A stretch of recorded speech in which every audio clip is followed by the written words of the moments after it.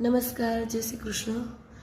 મિત્રો, અમુક સમયે આપણને એવું લાગે કે ઘણું બધું થોડાક સમયની અંદર, થોડાક વર્ષોની અંદર ઘણું બધું બદલાઈ ગયું છે. તો તેમને જે લગતી કોઈ કાવ્ય છે, કોને લખી છે, શું છે, ગઝલ છે કે કવિતા છે, એ તો મને ખાસ ખબર નથી, પણ જે છે એ તમારી સમક્ષ પ્રસ્તુત કરું છું. તમે જ વિચારી લેજો કે ગઝલ છે, કવિતા છે કે શું છે.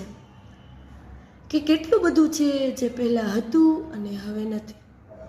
ફેલાયેલું શહેર પરિઘના માપમાંય રહેતું નથી. કેટલાક ચહેરા જે આ શહેરની ઓળખાણ હતા, કેટલાક ચહેરા જે આ શહેરની ઓળખાણ હતા, એ જીવનમાં જોયે જડતા નથી.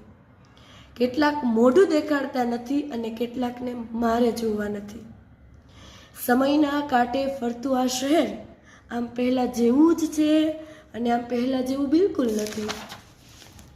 મારું આ ગમતું શહેર ક્યારેક મને આ શહેરમાં રહે પણ મળતું નથી અને બીજા શહેરમાં જવું પડે તો આ સૌથી પહેલાં મારું આ ગમતું શહેર મને ગળે વળગીને રડવા માંડે છે. જરૂરત અને મમત્વ વચ્ચેનો ભેદ આ રસ્તાઓએ મને ઉકેલી આપ્યો છે.